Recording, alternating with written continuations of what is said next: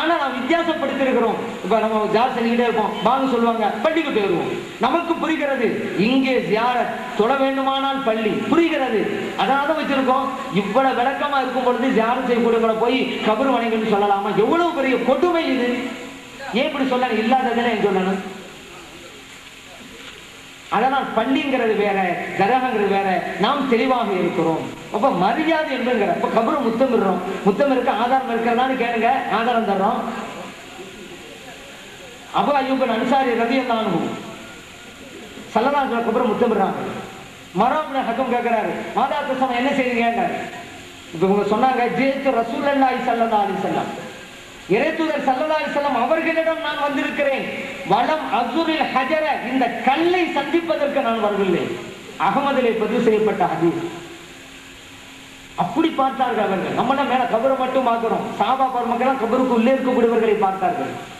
இப்லீஸ் வந்து ஆதம் அலைஹிஸ்ஸலாத்தை வெறும் மண்ணால் படைக்கப்பட்டவர்கள் தான் பார்த்தான். ஆனா மலக்குமார்கள் எல்லாம் ஆதம் அலைஹிஸ்ஸலாத்துக்கு அல்லாஹ்வுடைய ஹிலாபத் கலீஃபா ஆக்கியிருக்கிறான் அல்லாஹ், அந்த ஹிலாபத் இருப்பதை பார்த்தார்கள். நாமும் அப்படித்தான், வெறுமனே மண்ணை பார்க்கறது இல்லை, உள்ளுக்கு இருக்கிற இறை நேசரை பார்க்கிறோம். அப்படித்தான் பார்க்க வேண்டும். பிலால் ரலியல்லாஹு அன்ஹு ஷாம்ல இருக்கிறாங்க. ஸல்லல்லாஹு இந்து காலுக்கு அங்க போயிட்டாங்க. கனவுல போய் சொன்னாங்க, என்ன இங்க இருக்கிறீங்க, வரலையாண்டு. வந்தாங்க. வந்த உடனே மர்ரக வஜ்ஹஹு, அப்படியே இருக்குது, தம்முடைய முகத்தை கபரிலே புரட்டி புரட்டி எடுத்தார்கள். இப்னு அஸாக்கிர்ங்கிற ஹதீஸ் கிதாபுல பதிவு செய்யப்பட்ட ஹதீஸ். இப்னு அஸாக்கிர்ங்கிறதா ஹதீஸ் கிதாபுகள், அந்த வஹாபியர் ஒப்புக்கொள்ள கிதாபுகள் அதெல்லாம் ஹதீஸ் கிதாபு தான் அப்படின்னு அதுலதான் இருக்கிறது. மர்ரகான்னு சொன்னா ஒரு உதாரணம் கூட சொல்லலாம். சில கட்டங்கள்ல இந்த சில பிராணிகளை பங்குடு இங்கடும் போட்டு புறணும், மண்ணில் பார்த்துருப்பீங்க. அதுதான் மர்ரக. அப்படி அந்த அன்பின் வெளிப்பாடாக. இதுவெல்லாம் ஷிர்க்குன்னு சொன்னா சஹாபா பெருமக்கள் செஞ்சிருப்பாங்களா? ஸல்லல்லாஹு அலைஹி வஸல்லம் உதவி செய்கிறார். அவங்க ஹயாத்துல இருக்க போய் தானங்க தன்னிடம் யார் வருகிறார், என்ன சொல்கிறார் என்பதெல்லாம் புரிகிறது. இல்ல அவங்கெல்லாம் கேட்காதுங்கிறது என்ன ஆதாரம் வைக்கிறது? ஜிப்ரீல் மலக்குமார்கள் அந்த கபூர்ல கேள்வி கேட்ட பின்னால நல்லவங்க எல்லாம் பதில் சொல்ல பிறகு சொல்லுவாங்களாம், நம் நௌமத்தில் அரூஸ், நீ மணமகன் உறங்குவது போல உறங்கு.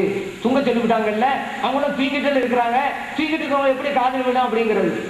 அங்க சும்மா தூங்க சொல்லல, ஒப்பீடு. மணமகன் உறங்குவது போன்று ஒப்பீடு இருக்கு, அதை விட்டுவிட்டாங்க. மணமகன் உறங்குவது போன்றா என்ன அர்த்தம்? ஒரு ஆளுக்கு நிக்காஹ் நடந்துச்சு, அவன் மணமகன் ஆயிட்டான், மன வரைக்கும் போயிட்டான், தூங்குறான்னு வச்சுக்கிறேங்க. எது வரைக்கும் தூங்குவான்? கொஞ்ச நேரம் தூங்குவானா, அல்லது மௌத்தா போற வரைக்கும் மனவரையில தூங்கிட்டே இருப்பானா? மௌத்தா போற வரைக்கும் அவன் தூங்கிட்டே இருப்பான்னு சொன்னா ஏன் நிக்காஹ் பண்ணான்? அவன் நிக்காஹ் பண்ண தேவையில்லையே. மணமகன் உறங்குவது போன்றுட்டே வணங்குது நமக்கு. கொஞ்ச நேரம் தூக்கம், ரெஸ்ட் எடுங்க, ஆறாம் கரோம், அதுதான் அதுதான். பொதுவா தூங்கிட்டு இருந்தாங்கன்னா மலக்க சொல்லுவாங்க, இனிமே தூங்கலாம் சொல்லிட்டு போயிருப்பாங்க. அப்படியா சொன்னாங்க? மணமகன் சொல்லும் பொழுது கொஞ்ச நேரம் தான் இருக்கும். எப்ப பார்த்தாலும் தூங்கிட்டே இருப்பான்னு சொன்னா நம்மளை போய் இப்படி சலாம் சொல்ல சொன்னாங்க ஸல்லல்லாஹு அலைஹி வஸல்லம்.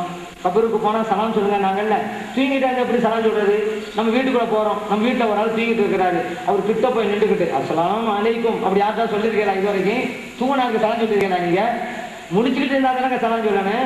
இப்ப ஸல்லல்லாஹு அலைஹி வஸல்லம் சலாம் சொல்லுங்கன்றாலே என்ன அர்த்தம்? முடிச்சுட்டு இருக்காங்கன்னு அர்த்தம்.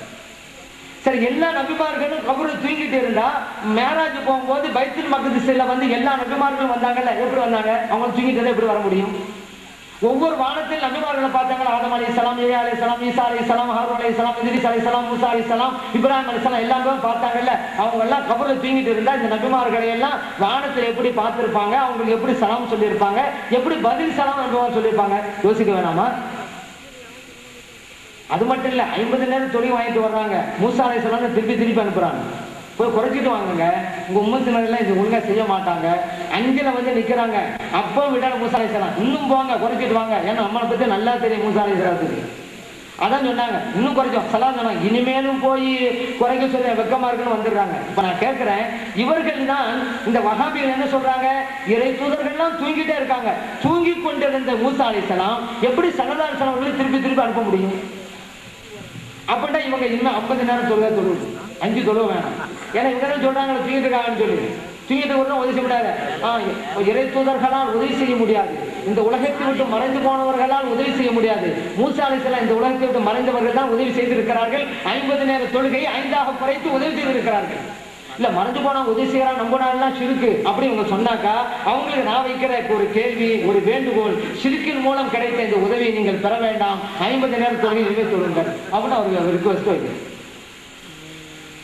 எதையுமே புரிய வேண்டிய முறைப்படி புரியணும். ஹதீஸை புரிய வேண்டிய முறைப்படி தான் புரியணும். எந்த அமைப்பு தூங்குங்கன்னா மணமகன் அப்படி புரியுங்க. ஏன் நீங்களாக ஒரு புது விளக்கம் கொடுக்குறீங்க? தெரியலன்னா தெரிஞ்சுடலாம். ஒரு நாள் பஸ்ல ஏறலாம், அது கவர்மெண்ட் பஸ்ல ஏறா அந்த திருவள்ளூருடைய போட்டோ தொங்கிட்டு பார்த்துருப்பீங்க. ஏன் உட்கார்ந்து கூட போட்டோ பாக்குறான், இவனுக்கு தெரியல யாருடைய போட்டோன்னு. பக்கத்துல கேட்டான், ஏங்க யாருடைய போட்டான்னா அவனுக்கும் தெரியலன்னு சொல்லலாம்ல, தெரிஞ்ச மாதிரி பதில் சொல்றான், இது இந்த பஸ் ஓனருடைய போட்டோன்னு அடிச்சான் அவன். உடனே இவன் கேட்கிறான், ஏங்க ரொம்ப கவலையா உட்காந்துக்கிட்டு இருக்காரு அப்படின்னா, அதுக்கு விளக்கம் கொடுக்குறான், பஸ் நஷ்டத்துல ஓடுதான் அப்படிங்கிறான். என்ன இப்படி தெரிஞ்ச மாதிரி சில அடிக்கிறது, அது குர்ஆன் ஹதீஸ் அப்படி செய்யலாமா? என்ன விளக்கமோ அப்படி பாருங்க. இறைத்தூதர் ஸல்லல்லாஹு அலைஹி வஸல்லம் அவரை கண்ணியப்படுத்த வேண்டும். வெறுமனே ஒப்புக்கொண்டாலாம் பத்தாது அல்லாஹ்வுடைய ரசூல். ஏன்னா ஒப்புக்கொண்டவர்களுக்கு தான் இறைவன் சட்டங்களை போடுகிறான். நினைவில் வைத்துக் கொள்ளுங்கள். அல்லாஹ் சட்டம் போடுறது யாருக்கு? ஒப்புக்கொண்டவங்களுக்கு தான். அது நினைவில் வைங்க. யா அய்யுஹல்லதீன ஆமனூ, இறை நம்பிக்கையாளர்களே என்று அழைக்கிறான். லா தர்ஃபஉ அஸ்வாத்தக்கும் ஃபௌக ஸௌத்தி நபி, இறைத்தூதர் ஸல்லல்லாஹு அலைஹி வஸல்லம் அவர்கள் இருக்கிற இடத்திலே அவர்களுடைய சப்தத்திற்கு மேலாக உங்கள் சப்தத்தை உயர்த்தாதீர்கள் என்கிறார். யாருக்கு சட்டம்? நமக்கு தான். வலா தஜ்ஹரு லஹு பில் கவுல் கஜஹரி பாதிக்கும் லிபாதின், உங்களில் சிலரோடு பேசும்போது சப்தமிட்டு பேசுவீர்களே, அப்படி எனது திருத்தூதரிடம் பேசாதீர்கள். அப்படி மீறி செய்தால் அந்த தஹபத் ஆமாலுக்கும், உங்கள் வணக்கங்கள் அனைத்தும் அழிந்து பாழாய் போய்விடும் என்று. என் தூதரை கண்ணியப்படுத்துங்க, அவமரியா செஞ்சுங்க, நீங்க தொழுக நோன்பு செய்த தர்மம் எல்லாவற்றையும் அழித்து போட்டு விடுவேன். இறைவனுடைய எச்சரிக்கை. அப்ப அல்லாஹ்வுடைய ரசூலை கண்ணியப்படுத்துறது அடிஷனலா நினைக்கிறீங்க. இப்ப இன்னும் சொல்றான், உங்களுக்கு மத்தியில பேசுற மாதிரிங்கிறான். அப்படி அதிலே ஒரு கருத்தை வைக்கிறான் அல்லாஹ், நீங்க வேற அவங்க வேற. உங்களுக்கு மத்தியில பேசலாம், அங்க பேசக்கூடாதுங்கிறான். அப்ப நீங்க வேற, அப்ப எப்படி அவங்க நம்மள மாதிரிங்கிறது? இன்னொரு இடத்துல சொல்றான், லா தஜஅலு துஆ ar-ரசூல் கதுஆஇ பாதிக்கும் பஅல்லா, உங்களுக்கு மத்தியில சிலரை கூப்பிடுவது மாதிரி எனது திருத்தூதர் ஸல்லல்லாஹு அலைஹி வஸல்லம் அவர்களை கூப்பிடாதீர்கள் என்கிறான். நம்ம எப்படி கூப்பிடுவோம்? பேர் சொல்லி கூப்பிடுவோம். அப்துல் காதர் பாய் வாங்குவோம். ஸல்லல்லாஹு அலைஹி வஸல்லம் பேர் சொல்லி அழைக்க கூடாது. அல்லாஹ் போட்ட கட்டளை. உறவு முறை சொல்லி அழைப்போம். தம்பிங்க வா, அண்ணங்க வா, உம்மாங்க வாங்க அப்படி சொல்லுவோம். இப்படியும் அழைக்க கூடாது இறைத்தூதர் ஸல்லல்லாஹு அலைஹி வஸல்லம் அவர்களை. அதனால்தான் பாத்திமா ரலியல்லாஹு அன்ஹா ஸல்லல்லாஹு அலைஹி வஸல்லம் அவர்களை யா அபி, எனது தஞ்சா அவர்களே என்று அழைப்பதில்லை, யா ரசூல் அல்லாஹ் என்றுதான் அழைப்பார்கள். இறைவன் போட்ட கட்டளை. அப்பாஸ் ரலியல்லாஹு அன்ஹு ஸல்லல்லாஹு அலைஹி வஸல்லம் அவர்களை பார்த்து யா புனைய, என் அன்பு மகனே என்று அழைப்பதில்லை, யா ரசூல் அல்லாஹ் என்றுதான் அழைப்பார்கள். இறைவன் போட்ட கட்டளை. உறவு முறை சொல்லி அழைக்கக்கூடாது. இங்க கூட இறைவன் என்ன சொல்றான்? உங்களுக்கு மத்தியிலே அழைப்பது போல அங்க அழைக்காதீங்கிறான். அதனால என்ன சொல்றான்? நீங்க வேற அவங்க வேற. இறைவனையும் சொல்லிவிட்ட போது அவங்க நம்மள மாதிரிதான் என்று சொல்வதற்கு யாருக்கு அதிகாரம் இருக்கிறது? எல்லா நபிமார்களையும் பேர் சொல்லி அழைத்தான் இறைவன். யா மூசா என்றான். மூசா அலைஹிஸ்ஸலாம் கூப்பிடும்போது மூசா அவர்களே என்றான். நூஹ் அலைஹிஸ்ஸலாம் கூப்பிடும்போது நூஹ் அவர்களே யா நூஹு என்றான். ஆனா நமது நாயகம் ஸல்லல்லாஹு அலைஹி வஸல்லம் அவர்களை ஒரு இடத்திலாவது குர்ஆனிலே பெயர் சொல்லி அழைத்தானா இறைவன்? இல்லை. இறைவன் நினைத்திருந்தால் அழைத்திருக்க முடியும், அது வேறு விஷயம். ஆனால் அழைக்கவில்லை. இறைவன் நமக்கு பாடம் கற்றுத் தருகிறார். யா அய்யுஹர் ரசூல் என்று அழைக்கிறான், ரசூல் அவர்களே. யா அய்யுஹன் நபி என்று அழைக்கிறான், நபி அவர்களே. யா அய்யுஹல் முஸம்மில், யா அய்யுஹல் முத்தஸ்ஸிர் என்றுதான் அழைக்கிறானே தவிர பெயர் சொல்லி இறைவன் அழைக்கவில்லை. இப்படியெல்லாம் கண்ணியப்படுத்துகிறான் இறைவன். அந்த ஸல்லல்லாஹு அலைஹி வஸல்லம் நம்மை போன்றவர்களா? இறைவனை ஒப்புக்கொண்டா போதுமா? கண்ணியப்படுத்த வேண்டாமா?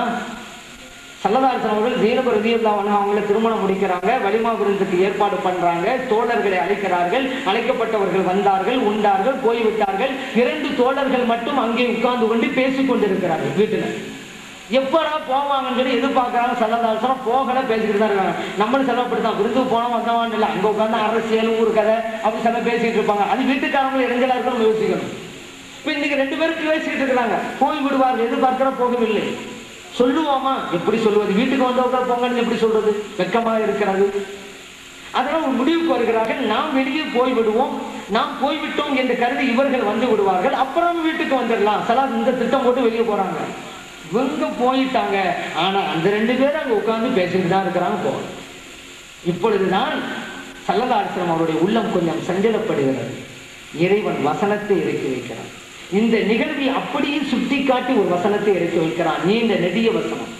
யா அய்யுஹல்லதீன ஆமனு, இறை நம்பிக்கையாளர்களே, லா ததுகுலு புயூத்தன் நபியி இல்லா அன் யுதன லக்கும் இலா துஆமின் கைர நாதிரீன இலாஹி. எனது